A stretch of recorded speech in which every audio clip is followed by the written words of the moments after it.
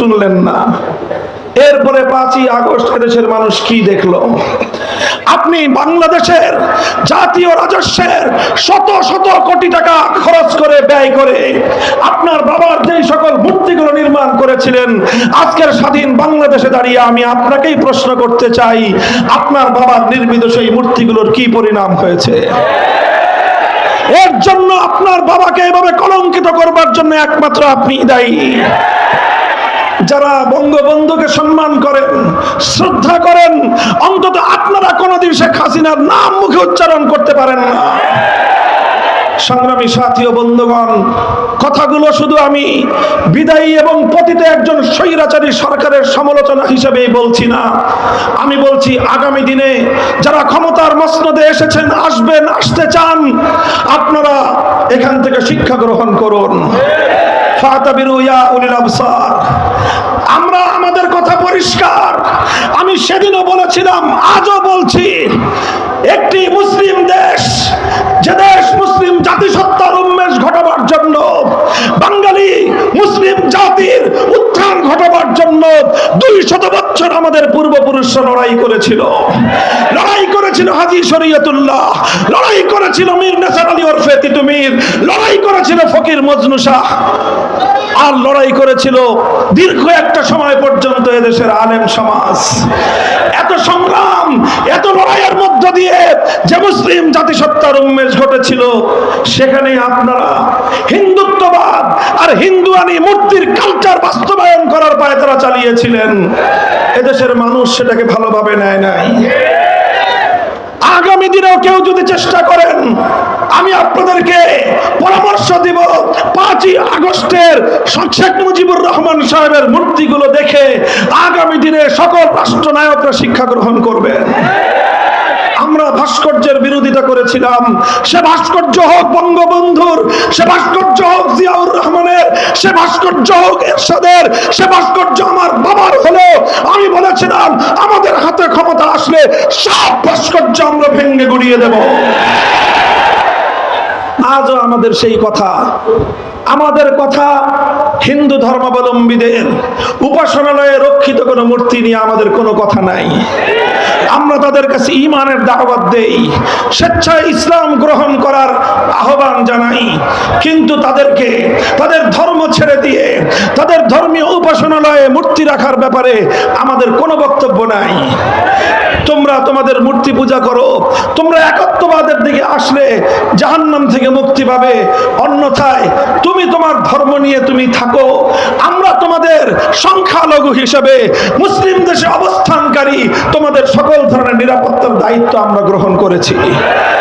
5ই আগস্টের পর বাংলাদেশের মানুষ দেখেছে এদেশে কোনো সাম্প্রদায়িক সংঘাত নাই।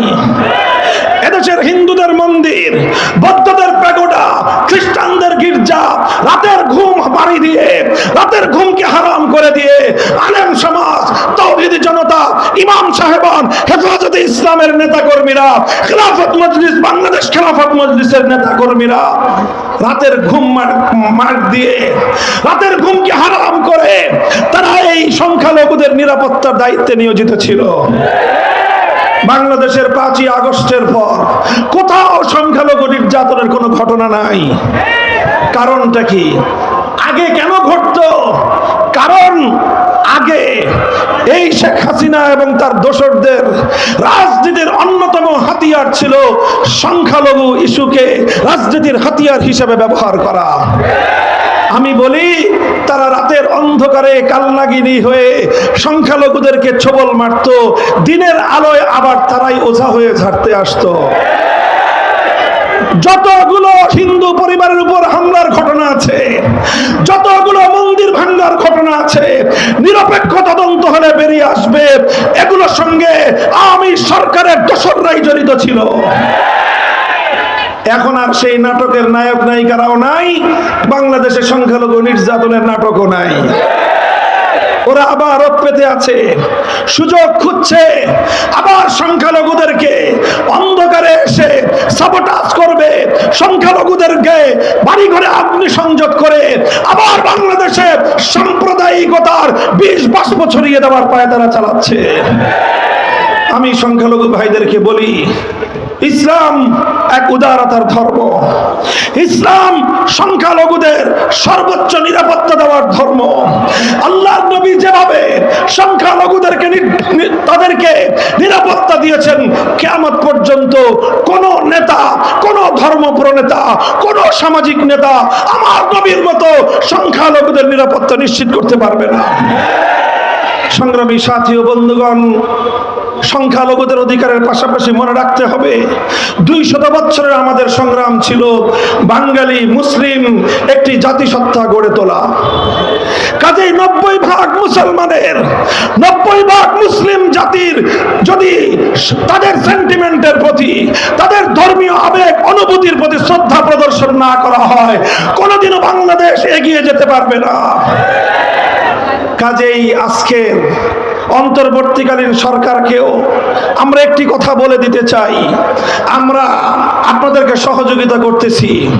আন্দোলনে ছিলাম আমরা, সংগ্রামে ছিলাম আমরা, কারারুদ্ধ হয়েছিলাম আমরা, 13 সাল থেকে 21 সাল পর্যন্ত রক্ত দিয়েছি আমরা, শাহাদাতের রক্ত দিয়ে ধৌত করেছি বাংলার এই রাপিস্থানের রাজপথ।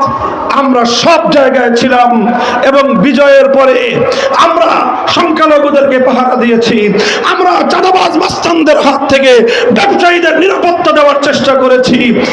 আজও পর্যন্ত আপনাদের সহযোগিতায় নিরলসভাবে আমরা কাজ করে যাচ্ছি, ভবিষ্যতেও আমরা কাজ করে যাওয়ার ইচ্ছা রাখি।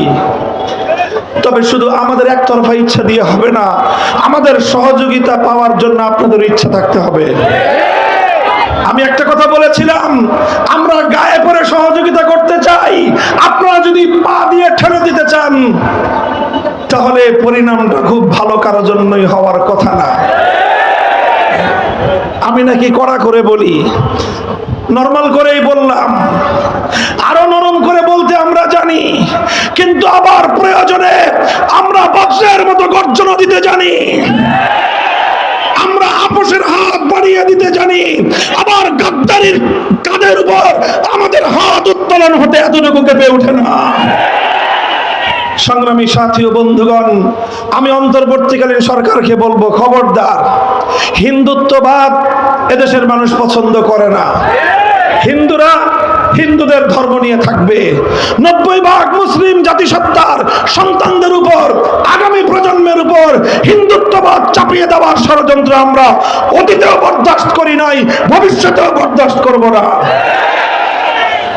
হিন্দুত্ববাদের জায়গায় যদি আবার নতুন করে নাস্তিক্যবাদ ছড়িয়ে দিতে চান, স্কুলে আমাদের কোমলমতি সোনামণিদেরকে যদি আপনারা নাস্তিক্যবাদে দীক্ষিত করতে চান, মনে রাখবেন আমরা যেভাবে হিন্দুত্ববাদের মোকাবেলা করেছি, নাস্তিক্যবাদের মোকাবেলা এর চেয়ে আরো কঠোরভাবেই করব আমরা। পরিণাম কি হবে ভাববার সময় আমাদের নাই। ইসলামের প্রশ্নে, দেশ এবং মানবতার প্রশ্নে মাথায় কাফনের কাপড় বেঁধে আমরা রাস্তায় নামি। বহুবার এই ইতিহাস আমরা রচনা করেছি। আমরা জানি ইসলাম জিন্দা হতা হ্যায় হর কারবালা কে বাদ। যখন আমার সন্তানের রক্ত ঝরবে, যখন আমার রক্ত ঝরবে, সেই ইমানদার শহীদের রক্তের উপরেই ইসলাম নামক বৃক্ষটি গড়ে উঠবে। আমরা বলতে চাই, নাস্তিক্যবাদ আমরা দেখতে চাই না। শিক্ষা কমিশন আপনারা ভেঙে দিয়েছেন, জাতীয় গণমাধ্যমে সংবাদ ছেপেছে, এতটুকুকে আমরা স্বাগত জানাই। কিন্তু মনে রাখবেন, এখানে আমার বক্তব্য, আমাদের কথা শেষ নয়। আমরা শিক্ষা কমিশনের শেষ পরিণাম পর্যন্ত গভীর পর্যবেক্ষণ করব। চিহ্নিত কোন ইসলাম বিদ্বেষীকে বাংলাদেশের শিক্ষা কমিশনে বরদাস্ত করব না আমরা। নিরপেক্ষ সাধারণ মানুষ যারা আছেন তাদেরকে দিয়ে শিক্ষা কমিশন গঠন করুন। আমরা বলি না আমাদের আলেম ওলামাদেরকে দিয়ে শিক্ষা কমিশন করে ফেলুন।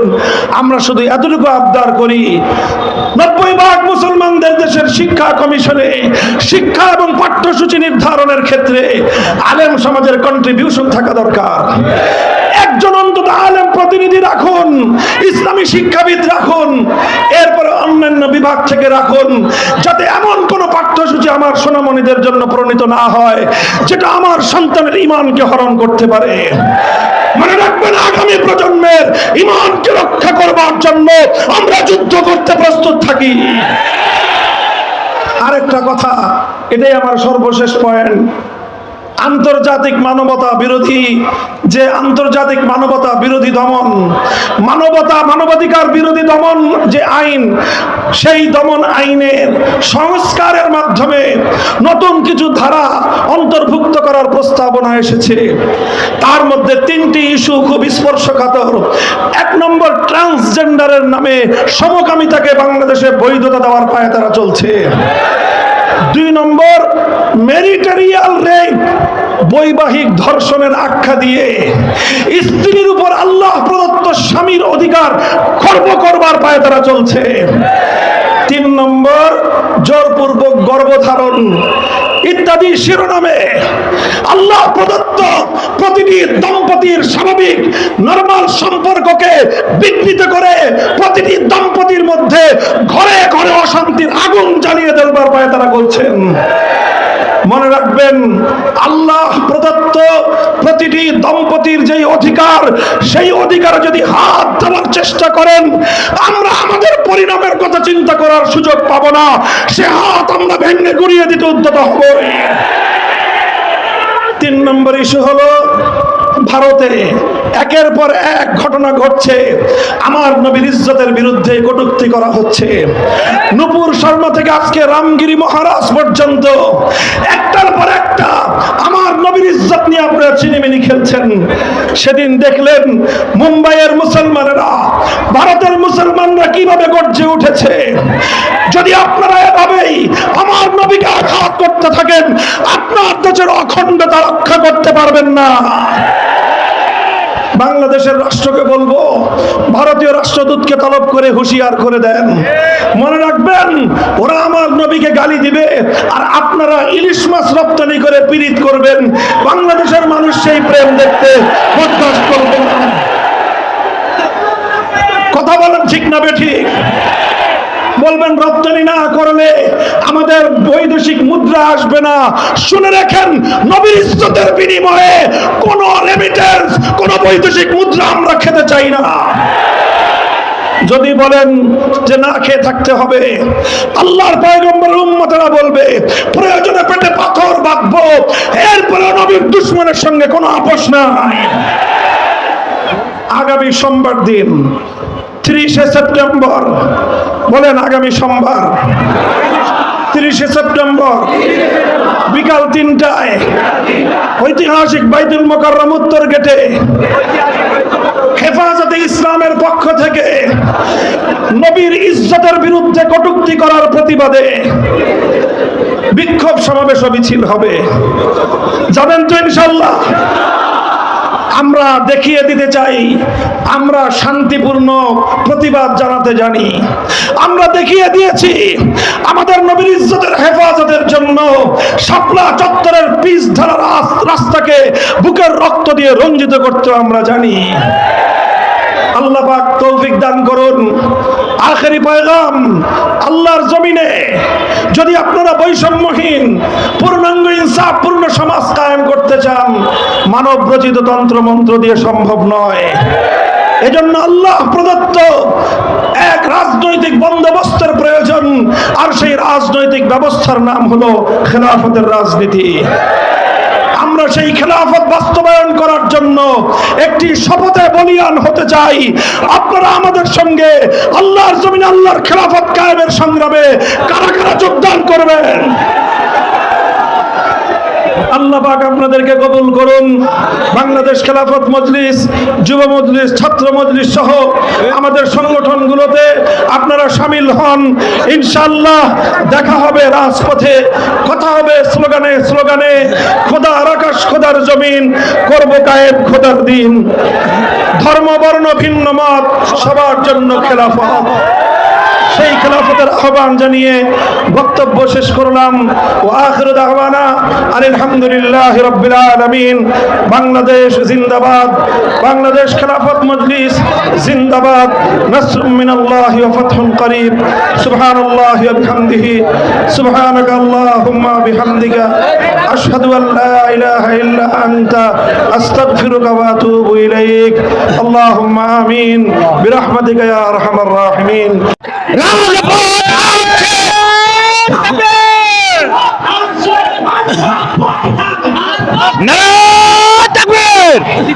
মামুনুল হক আসে, মামুনুল হক আল্লাহু আকবার। শুভেচ্ছার স্বাগতম, শুভেচ্ছার স্বাগতম, শুভেচ্ছার স্বাগতম। রাজপথ কাঁপছে।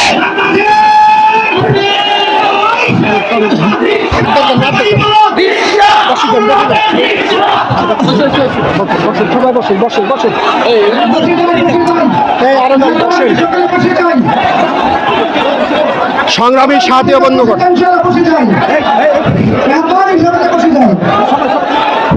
আসে না তো দেন।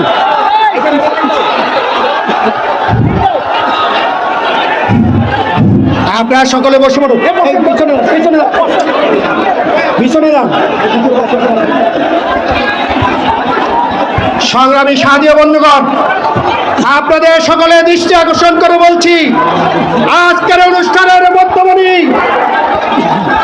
আল্লামা মামুনুল হক সাহেব আমাদের সামনে এসেছেন। এখনই উনি বক্তব্য দিবেন, আপনি বসে পড়ুন। আমি যে কথাটি বলতে যাচ্ছি, 1400 বছর আগে যেই সমাজ ব্যবস্থা আল্লাহ রাসূল করেছিলেন, সাহাবায়ে কেরাম করেছেন, সেই সমাজ ব্যবস্থা ছিল আল কোরআনের সমাজ ব্যবস্থা। যদি মহাগ্রন্থ আল কোরআনকে দিয়ে আমাদের ব্যক্তিগত জীবন পরিচালনা করতে পারি, তাহলে আমাদের ব্যক্তিগত জীবন সুন্দর হবে। যদি মহাগ্রন্থ আল কোরআনকে দিয়ে আমাদের সমাজ পরিচালনা করতে পারি, তাহলে আমাদের সমাজ সুন্দর হবে। মহাগ্রন্থ আল কোরআনকে দিয়ে যদি রাষ্ট্র পরিচালনা করতে পারি, তাহলে আমাদের রাষ্ট্র সুন্দর হবে। সুতরাং আগামী দিনে আল কোরআনের রাজ কায়েমের শপথ দিয়ে সকলকে ঐক্যবদ্ধ হয়ে আন্দোলন সংগ্রামে সোচ্চার থাকার আহ্বান জানিয়ে আমার বক্তব্য এখানে শেষ করছি। নাসরুম মিনাল্লাহি ওয়া ফাতহুন করিব। সংগ্রামী সাথী বন্ধুগণ, প্রিয় সাথীরা, ভাইরা আমার, খামোশ হয়ে যায়, খামোশ হয়ে যায়। এ পর্যায়ে আমাদের মাঝে বক্তব্য নিয়ে আসছেন কেন্দ্রীয় যুগ্ম মহাসচিব মাওলানা তাউল্লাহ বিনি। নারায়ে তাকবীর, নারায়ে তাকবীর, আল্লাহু আকবার। আসসালামু আলাইকুম ওয়া রাহমাতুল্লাহ। বাংলাদেশ খেলাফত মজলিস গাজীপুর জেলার উদ্যোগে আয়োজিত আজকের এই গণসমাবেশের সংগ্রামী সভাপতি,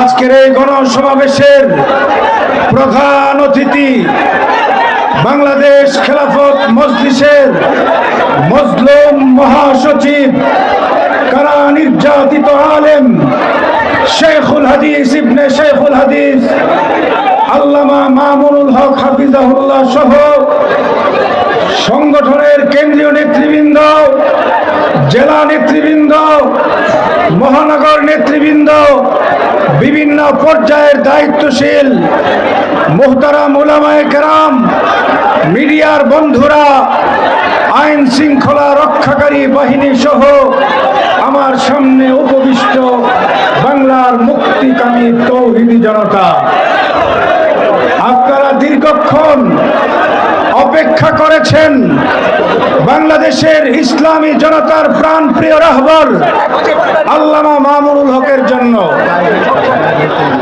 আজকে প্রমাণিত হয়েছে গাজীপুরের মাটি ইসলামের ঘাঁটি, গাজীপুরের মাটি কোরআন সুন্নাহর ঘাঁটি। আমরা আজকে 4টি সমাবেশ করে এসেছি। সেই নেত্রকোনা, ঈশ্বরগঞ্জ, নান্দাইল, কিশোরগঞ্জ হয়ে 5ম সমাবেশ। প্রত্যেকটি সমাবেশে লাখো জনতাও অংশগ্রহণ করেছে। আজকে বাংলাদেশের মানুষ তন্ত্রমন্ত্র চায় না, বাংলাদেশের মানুষ ইসলাম চায়। বাংলাদেশের মানুষ খেলাফতের রাজনীতি দেখতে চায়। এদেশের মানুষকে এক সময় বলা হলো তোমাদেরকে সোনার বাংলা দিব, আরেকজন এসে বলল আমি তোমাদেরকে নতুন বাংলা দিব। আবার আমরা শুনতে পেলাম সবুজ বাংলার কথা। আমাদের ভাগ্যের পরিবর্তন হলো না। 10 টাকা কেজি চাল খাওয়ানোর কথা বলে ক্ষমতায় এসে ফ্যাসিস্ট শেখ হাসিনার আমলে 100 টাকা কেজি চাল খেতে হয়েছে। আজকে আমরা পরিবর্তন চাই, শুধু নেতার পরিবর্তন না, রাজনৈতিক সিস্টেমের পরিবর্তন চাই। তন্ত্রমন্ত্র বাদ দিয়ে খেলাফত দেখতে চাই। খেলাফতের রাজনীতি যদি হয়, মানুষের অধিকার মানুষ পাবে, মানুষ মুক্তি পাবে। তাই এখন থেকে খেলাফতের দুর্গ গাজীপুরকে গঠন করতে হবে। গাজীপুরের পাড়ায় মহল্লায়, প্রত্যেকটি উপজেলায়, ইউনিয়নে, ওয়ার্ডে সংগঠনের দুর্গ গড়ে তুলতে হবে। মামুনুল হক সাহেব ডাক দিবেন, জান দেওয়ার জন্য আমাদের প্রস্তুত থাকতে হবে। আপনারা কি মামুনুল হক সাহেবের হাতকে শক্তিশালী করে বাংলাদেশ খেলাফত মজলিসকে শক্তিশালী করতে কারা কারা রাজি আছেন? আল্লাহ আমাদেরকে তৌফিক দান করুন।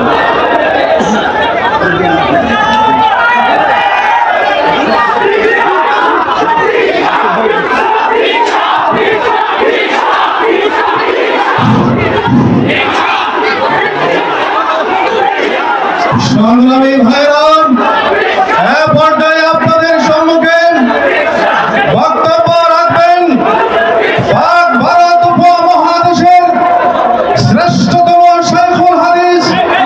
শাইখুল হাদিস আল্লামা আজিজুল হক রহমতুল্লাহি আলাইহি।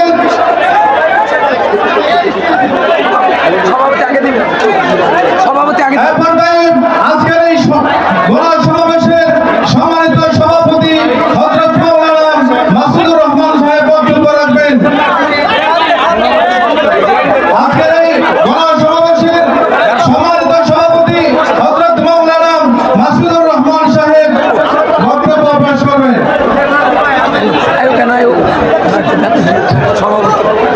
আলহামদুলিল্লাহ, نحمده ونصلي على رسوله الكريم أما بعد। আল্লাহ পাকের মেহেরবানি, আল্লাহ পাক রব্বুল আলামিন অনেক বড় গণসমাবেশ করার তৌফিক দান করেছেন। আকাশের অবস্থা আমাদের অনুকূলে করে দিয়েছেন। আল্লাহ পাকের দরবারে আমরা শুকরিয়া আদায় করি, সবাই বলি আলহামদুলিল্লাহ। আমাদের সম্মানিত প্রধান মেহমান চলে এসেছেন, তাশরীফ এনেছেন। আমরা দীর্ঘ সময় যাবৎ আগ্রহ ভরে ওনার দিলের থেকে কথাগুলি শুনব। উনি যেইভাবে দিক নির্দেশনা দেন ওইভাবে আমরা বাকি দিনে আমরা এই সংগঠনের কাজগুলি এলাকায় এলাকায় সব জায়গায় আমরা বাংলাদেশ খেলাফত মজলিসের কাজগুলি আমরা সম্পাদন করব ইনশাআল্লাহ। সাংবাদিক, প্রশাসন, সাংবাদিক ভাইয়েরা, প্রশাসনের ভাইয়েরা সার্বিক সহযোগিতা আমাদেরকে করেছেন। আর আপনাদের যেইভাবে যেরকম ইন্তজাম করা দরকার ছিল, আমরা করতে পারি নাই। আমরা আন্তরিকভাবে দুঃখ প্রকাশ করছি। বিভিন্ন সংগঠনের নেতৃবৃন্দ উপস্থিত হয়েছেন। আমরা প্রত্যেকের শান মোতাবেক দাওয়াতও এরকম পেশ করতে পারি নাই। আল্লাহ তাআলা আমাদের সবাইকে যেন এদেশে ইসলামী খেলাফত প্রতিষ্ঠার কাজে সর্বস্ব নিয়ে ঝাঁপিয়ে পড়ার তৌফিক আল্লাহ পাক আমাদের সবাইকে দান করেন। আমিন। ওয়া আখিরু দাওয়ানা আনিল হামদুলিল্লাহি রাব্বিল আলামিন। আসসালামু আলাইকুম ওয়া রাহমাতুল্লাহি ওয়া বারাকাতুহু।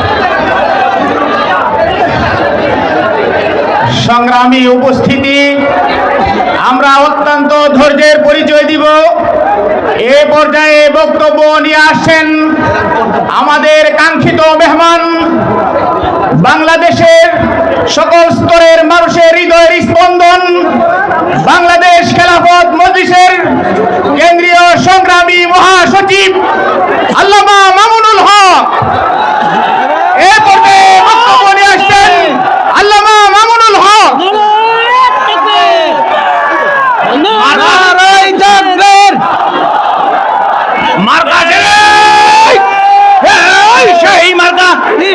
সবাই বলো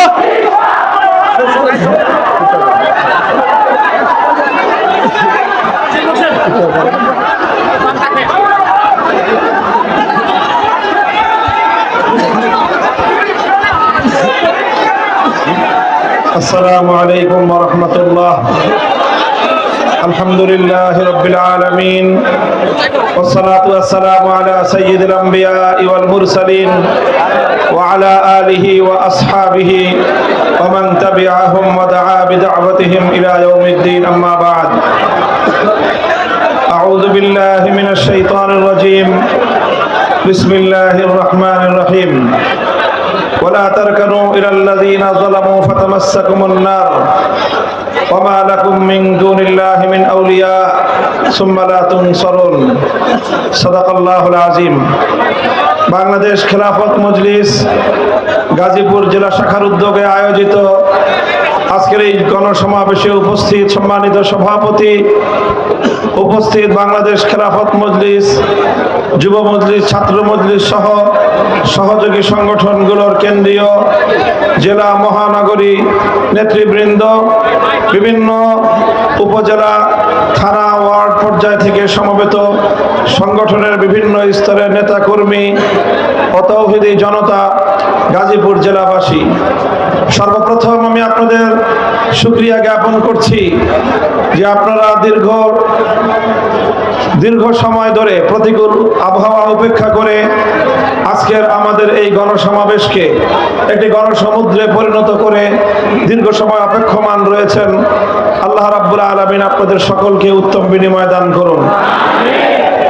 আমি সর্বপ্রথম মহান রব্বুল আলামিনের শুকরিয়া আদায় করি যে রব্বুল আলামিন বাংলাদেশের মানুষের বুকের উপর থেকে জগদ্দল পাথরের মতো চেপে বসা ইতিহাসের জঘন্যতম স্বৈরাচারী শাসক শেখ হাসিনাকে উৎখাত করে দিয়ে এদেশের মানুষকে মুক্ত বাতাসে, মুক্ত আকাশে নিঃশ্বাস গ্রহণ করার সুযোগ করে দিয়েছেন।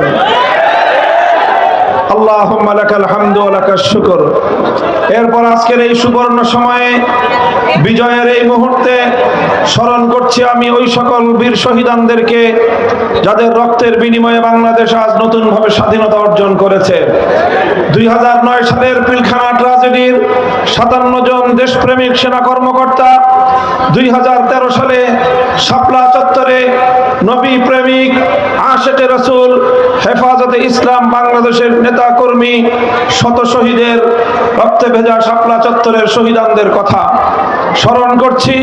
বিশ্বনন্দিত মুফাসসিরে কোরআন আল্লামা দেলোয়ার হোসেন সাঈদী রহমতুল্লাহি আলাইহির বিরুদ্ধে বানোয়াট রায় প্রকাশের মধ্য দিয়ে মৃত্যুদণ্ড ঘোষণা করবার পর কোরআন প্রেমিক তৌহিদি জনতা তীব্র প্রতিবাদে ফেটে পড়ার পর পাখির মতো গুলি করে হত্যাকাণ্ডের শিকার শতাধিক কোরআন প্রেমিক তৌহিদি জনতাকে স্মরণ করছি। দীর্ঘ ফ্যাসিবাদের আমলে বিভিন্ন পথ ভিন্ন মতকে দমন করতে গিয়ে খুন, গুম, হত্যাকাণ্ডের শিকার হাজারো বিরোধী দলীয় নেতা কর্মীদেরকে স্মরণ করছি। 2021 সালে বাংলাদেশের স্বাধীনতার সুবর্ণ জয়ন্তীর অনুষ্ঠানে কুখ্যাত মুসলমানদের রক্তে যার হাত রঞ্জিত সেই গুজরাটের কসাই খ্যাত নরেন্দ্র মোদীকে বাংলার মাটিতে এনে এদেশের স্বাধীনতার সুবর্ণ জয়ন্তীকে বিতর্কিত করার প্রয়াসের বিরোধিতা করে প্রতিবাদ জানিয়ে শান্তিপূর্ণ বিক্ষোভ প্রদর্শনকালে হেফাজতে ইসলামের প্রায় 25-30 জন নেতাকর্মী যাদেরকে পাখির মতো গুলি করে হত্যা করা হয়েছিল তাদেরকে সর্বশেষ 2024 সালে ফ্যাসিবাদের বিরুদ্ধে সংগ্রাম করতে গিয়ে বৈষম্যহীন বাংলাদেশ গড়তে গিয়ে খুনি হাসিনার লেলিয়ে দেওয়া সন্ত্রাসী যুবলীগ, ছাত্রলীগ, হাতুড়ি লীগ, হেলমেট লীগ এবং প্রশাসনের মধ্যে মেরে থাকা শেখ হাসিনার দলীয় সাঙ্গপাঙ্গদের হেলিকপ্টার সহ স্নাইপার সহ নানা মরণঘাতী মারণাস্ত্রের সাহায্যে বিভিন্ন অস্ত্রের সাহায্যে গুলি করে ঠান্ডা মাথায় খুনের শিকার 1.5 সহস্র বাংলার দামাল কামাল ছাত্র জনতা সহ সকল বীর শহীদানদেরকে, সংগ্রামী সাথী ও বন্ধুগণ, যারা রক্ত দিয়েছিল একটি ফ্যাসিবাদ মুক্ত বাংলাদেশ দেখার জন্য, যারা জীবন দিয়েছে ফ্যাসিবাদের পতনের জন্য, যারা জীবন দিয়েছে বৈষম্যহীন একটি বাংলাদেশ গড়বার জন্য, যারা জীবন দিয়েছে অনেকেই যারা জীবন দিয়েছে আল্লাহর জমিনে আল্লাহর নবীর ইজ্জতের হেফাজতের জন্য, আল্লাহর জমিনে আল্লাহর কোরআনের কথাকে বাধা মুক্তভাবে বলার পরিবেশ তৈরি করবার জন্য। কাজেই সেই সকল বীর শহীদানদের শাহাদাতের প্রতি যদি আমরা শ্রদ্ধা প্রদর্শন করতে ব্যর্থ হই, তাদের শাহাদাত বরণ করার কথা যদি আমরা বেমালুম ভুলে যাই, দেশ যদি ভুলে যায়, প্রশাসন যদি ভুলে যায়, সরকার বা রাষ্ট্র যদি ভুলে যায়, এটা হবে জাতীয় গাদ্দারি, শহীদদের সাথে গাদ্দারি। যে কোনো মূল্যে এই সকল বীর শহীদানদেরকে আমাদের স্মরণ রাখতে হবে। তাদের যে আত্মত্যাগের যে উদ্দেশ্য ছিল, বৈষম্যহীন জুলুম মুক্ত একটি সমাজ আমাদেরকে গড়তেই হবে। সংগ্রামী সাথী ও বন্ধুগণ, আমি মঞ্চে দাঁড়িয়ে স্মরণ করিয়ে দিতে চাই এবং সতর্ক করতে চাই একটি বিষয়ে, বিশেষ করে আগস্ট বিপ্লবের সেই সম্মুখ সমরের সংগ্রামী ছাত্র জনতাকে এবং এদেশের আলেম সমাজ, দায়িত্বশীল সমাজকে একটি কথা আমি স্মরণ করিয়ে দিচ্ছি বারবার। স্বাধীনতা অর্জন করা যতটা কঠিন, স্বাধীনতা রক্ষা করা তার চেয়েও বেশি কঠিন। আর বিশেষভাবে এই দেশের মানুষের একটি তিক্ত অভিজ্ঞতা রয়েছে, সে কারণে আমাদেরকে স্বাধীনতা অর্জন করার পর, বিজয় অর্জন করার পর সেই বিজয় ছিনতাইকারীদের হাত থেকে রক্ষা করবার জন্য আমাদেরকে অনেক বেশি মনোনিবেশ করতে হবে। আমরা দেখেছি 1971 সালে যখন এই স্বাধীন বাংলাদেশের অভ্যুদয় ঘটে, স্বাধীন বাংলার এই মানচিত্র খুব অল্প সংগ্রামের মধ্য দিয়ে আমরা অর্জন করিনি। এই বাংলার মানচিত্র আমাদেরকে পেতে গিয়ে তিনটি আধিপত্যবাদের বিরুদ্ধে লড়াই করতে হয়েছিল। আমাদেরকে লড়তে হয়েছিল 200 বছরের ব্রিটিশ বেনিয়া সাম্রাজ্যবাদী শক্তির বিরুদ্ধে। আমাদেরকে লড়তে হয়েছিল সেই 1905 সাল থেকে 1947 সাল পর্যন্ত পশ্চিমবঙ্গের দাদাবাবুদের বিরুদ্ধে, যারা পূর্ববঙ্গের মুসলিম সভ্যতা এবং ইসলামী জাতিসত্তার বিরুদ্ধে ঘোরতর বিরোধী ছিল। সাম্প্রদায়িক রবীন্দ্রনাথ ঠাকুরদের নেতৃত্বে যারা এই পূর্ববঙ্গের মুসলমানদের উত্থানের বিরুদ্ধাচরণ করেছিল, তারা এর বিরুদ্ধে লড়াই করে পশ্চিম বাংলার খবরদারি মুক্ত একটি পূর্ব বাংলা 1947 সালে গঠন করতে হয়েছিল। আর তৃতীয় সংগ্রাম ছিল পশ্চিম পাকিস্তানি খান পাঠানদের বিরুদ্ধে। আমরা যাদেরকে বলেছিলাম তোমরা আমাদের ভাই, আমরা তোমাদের ভাই হতে চাই, তারা আমাদেরকে বলেছিল তোমরা বাঙালি, তোমরা হবে আমাদের দাস, আমরা হব তোমাদের প্রভু। আমরা পরিষ্কার বলে দিয়েছিলাম আমরা মুসলমান, আমাদের একমাত্র প্রভু আরশের মালিক। এই জমিনে আমাদের বন্ধু থাকতে পারে, কোনো প্রভু থাকতে পারে না। আমাদের উপর যদি কেউ প্রভুত্ব ফলাতে আসে, সে যত বড় শক্তি হোক না কেন, সেই প্রভুত্ব ফলাবার যে হাত আমাদের দিকে এগিয়ে আসে, সে হাত আমরা ভেঙে গুড়িয়ে দিতে চাই। সংগ্রামী সাথী ও বন্ধুগণ, এইভাবে তিনটি আধিপত্যবাদের বিরুদ্ধে লড়াই করে 200 বছরের সংগ্রামের মধ্য দিয়ে এই স্বাধীন বাংলাদেশের অভ্যুদয় হয়েছিল। যেই সংগ্রাম সূচনা হয়েছিল ইনশাআল্লাহ বলে, অর্থাৎ আল্লাহ পাকের উপর অবিচল আস্থা এবং বিশ্বাসের মধ্য দিয়ে স্বাধীনতার ডাক এসেছিল। আর এই স্বাধীনতার কমিটমেন্ট ছিল, জাতির সঙ্গে অঙ্গীকার ছিল, কোরআন সুন্নাহ বিরোধী কোনো আইন এদেশে তৈরি করা হবে না। আমি ইতিহাসের রেফারেন্স বলছি, 1970 সালের জাতীয় নির্বাচনের আমি সেই ইশতেহারের কথা বলছি, যে ইশতেহারে কোরআন সুন্নাহ বিরোধী কোনো আইন তৈরি না করবার অঙ্গীকার করা হয়েছিল এই জাতির সঙ্গে। এরপরে আমরা কি দেখলাম? এরপরে দেখলাম আমরা মিথ্যাচারের ইতিহাস, এরপরে আমরা দেখলাম আমাদের বিজয়কে ছিনতাই করবার ইতিহাস, এরপরে আমরা দেখলাম হাজারো শহীদের রক্তের সঙ্গে বেঈমানি করবার ইতিহাস, এরপরে আমরা দেখলাম স্বাধীন বাংলা করবার জন্য 200 বছরের আধিপত্যবাদ বিরোধী সংগ্রামে হাজারো লাখো রক্তদানকারী আত্মদানকারী সকল শহীদদের রক্তের সঙ্গে গাদ্দারির ইতিহাস। আমরা দেখলাম 1971 সালের 16ই ডিসেম্বর বিজয় অর্জন করবার অল্প কিছুদিনের মধ্যেই এই সকল শহীদদের আত্মার সঙ্গে গাদ্দারি করা হলো। বাংলার হাজার বছরের ইতিহাস এবং ঐতিহ্যকে দুপায়ে নিষ্পৃষ্ট করা হলো। আর বাংলাদেশের মানুষের অভিপ্রায়কে তুড়ি মেরে উড়িয়ে দিয়ে বৃদ্ধাঙ্গুলি প্রদর্শন করে ভিন্ন আরেকটি রাষ্ট্রের সংবিধানের মূলনীতিগুলোকে একটি প্রেসক্রিপশনের মাধ্যমে এই 7 কোটি বাংলাদেশের মুসলিম জাতিসত্তার নবগঠিত রাষ্ট্রের সংবিধানের মূলনীতি হিসেবে আখ্যায়িত করে একটি নতুন সংবিধান এবং 72-এর চেতনার মাধ্যমে 71-এর চেতনাকে হাইজ্যাক করা হলো। সংগ্রামী সাথী ও বন্ধুগণ, এটি একটি নির্মম ইতিহাস, এটি একটি ছিনতাইয়ের ইতিহাস, এটি একটি জাতির বিজয়কে ছিনিয়ে নেওয়ার ইতিহাস, এটি একটি হাইজ্যাকের ইতিহাস। 1971-এর চেতনাকে 72-এর চেতনার মাধ্যমে গিলে খাওয়ার ইতিহাস। আমরা স্পষ্ট ভাষায় বলতে চাই, বাংলাদেশ 71 সালে স্বাধীনতা লাভ করেছিল, 72 সালে নয়। যারা দীর্ঘ অর্ধ শতাব্দীকাল পর্যন্ত 72-এর চেতনার মাধ্যমে আমাদের 71-এর চেতনাকে দমিয়ে রেখেছে, তাদের বিরুদ্ধে 2024 সালে নতুন স্বাধীনতার যুদ্ধ হয়েছে। কাজেই এই যে 1971 সালের এই নির্মম ঘটনা, এই দুঃখজনক ঘটনা থেকে আজকে 2024 সালের 5ই আগস্টের নতুন আখ্যায়িত স্বাধীনতাকে রক্ষা করবার জন্য বিজয়ী ছাত্র জনতাকে, আলেম সমাজকে, দেশপ্রেমিক জনতাকে ঐক্যবদ্ধ থাকতে হবে। যে কোনো মূল্যে ষড়যন্ত্রকারীদের চক্রান্ত রুখে দিতে হবে। পতিত স্বৈরাচারী সরকার এবং তার দোসররা কিন্তু বসে নাই। ভীরু কাপুরুষের মতো পালিয়ে যাওয়া, ভীরু কাপুরুষের মতো পালিয়ে গিয়ে বাংলাদেশের মান সম্মানকে বিশ্ব দরবারে ধুলোয় মিশিয়ে দেওয়া শেখ হাসিনা এবং তার দোসররা কিন্তু বসে নাই। প্রশাসনের বিভিন্ন জায়গায়, বিভিন্ন গুরুত্বপূর্ণ চেয়ারে এখনো ঘাপটি মেরে বসে আছে তাদের পতিত স্বৈরাচারের অনেক দোসর, তাদের লেসপেন্সার, তাদের অনেক দালাল গোষ্ঠী এখনো বসে আছে।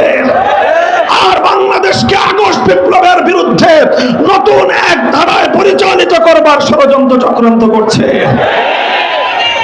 শেখ হাসিনা রাজনীতি করেছিল ইসলামের বিরুদ্ধে, শেখ হাসিনার রাজনীতি ছিল কোরআনের বিরুদ্ধে, শেখ হাসিনার রাজনীতি ছিল নবী প্রেমিকদেরকে গুলি করে হত্যার রাজনীতি, শেখ হাসিনার রাজনীতি ছিল বাংলাদেশের কোরআনের মাহফিলগুলোতে 144 ধারা জারি করার রাজনীতি।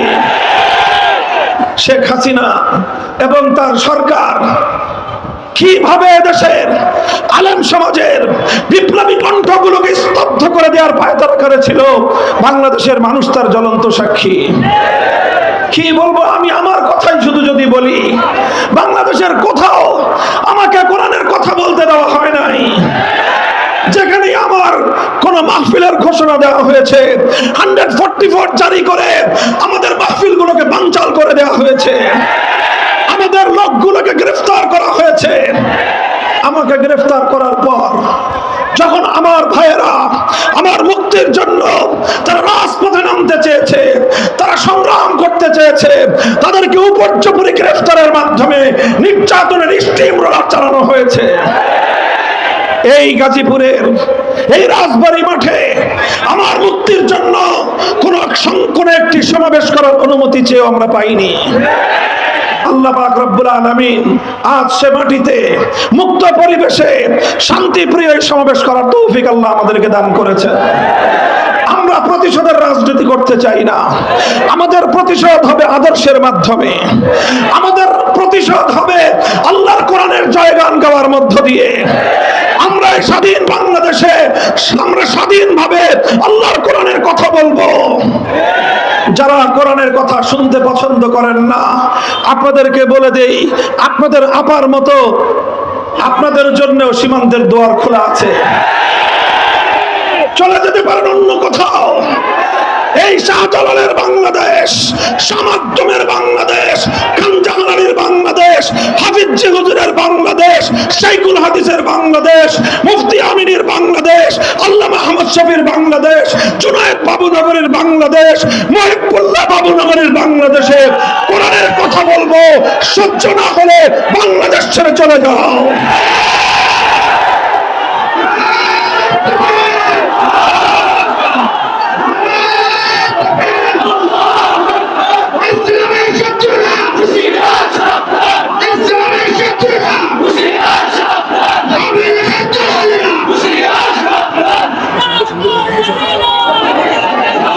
ইতিহাসের এক নির্লজ্জ লজ্জাজনক এক অধ্যায় রচনা করে বিদায়ী প্রধানমন্ত্রী, পতিত স্বৈরাচারী ফ্যাসিবাদের কলঙ্কিনী শেখ হাসিনা পালিয়ে গেছেন।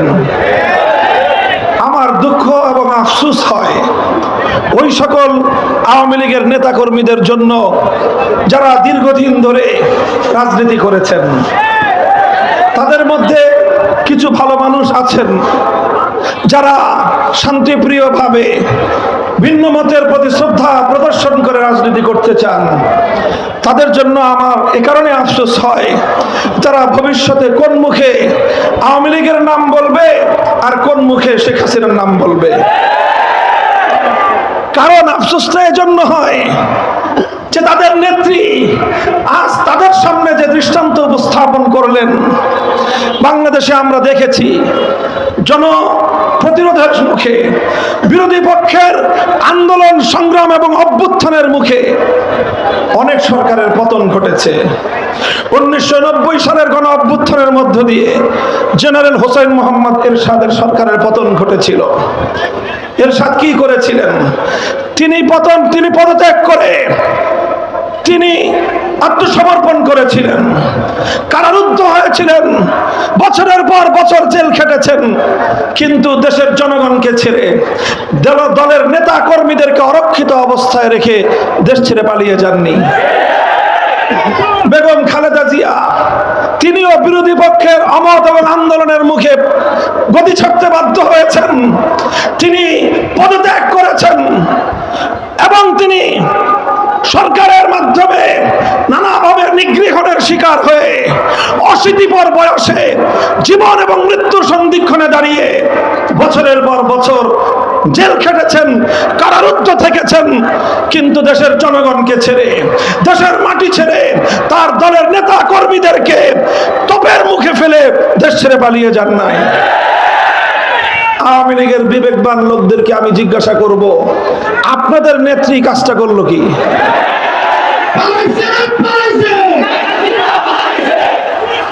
আমরা কিছু বলবো না, আপনাদের বিবেকের বদ্ধ দুয়ারটা খুলে দিয়ে আজকে রাত্রে বাড়িতে গিয়ে ঘুমাবেন আর নিজের কাছে বিবেকের কাছে প্রশ্ন করবেন, আপনার নেত্রী যেই কাজটা করলো, তিনি এই কয়েকদিন আগেও বলেছিলেন শেখ হাসিনা পালায় না। আপনারা ওনার সুরে সুর মিলায়ে বলেছিলেন শেখ হাসিনা পালায় না। আমি এখন আপনাদের কাছে প্রশ্ন করতে চাই, শেখ হাসিনা পালিয়েছে না পালায় নাই? শেখ হাসিনা পালিয়েছে, সারা পৃথিবী দেখেছে তিনি পালিয়েছেন। আমরা 2013 সালে বলেছিলাম আপনারা মাসের পর মাস শাহবাগ চত্বরটাকে ইমরান এইড সরকারদের দখলে ছেড়ে রাখলেন। আমরা আল্লাহ নবীর ইজ্জতের হেফাজতের জন্য শাপলা চত্বরে গিয়ে 24 ঘন্টা আমাদেরকে থাকতে দেন নাই। আমরা তখনই বলেছিলাম কোন পথে পালাবেন সে পথ দেখার চেষ্টা করুন। পালাবার পথ খুঁজে বের করার চেষ্টা করতে বলেছিলাম। এই জন্য আমার উপরে খুব ক্ষিপ্ত হলেন উনি। আমি বলেছিলাম আপনার বাবা মারা গেছেন, উনি একজন আমাদের ধারণা মতে মুসলমান, কাজে একজন মরহুম মুসলিমের এভাবে মূর্তি বানায় তাকে পরজগতে আযাবের সম্মুখীন করবেন না। এটা আপনার বাবার বিরুদ্ধে, বাবার পক্ষে তার জন্য কল্যাণকামিতা হবে না, এটা হবে সন্তান হিসেবে বাবার সর্বনাশ ঘটনার নামান্তর।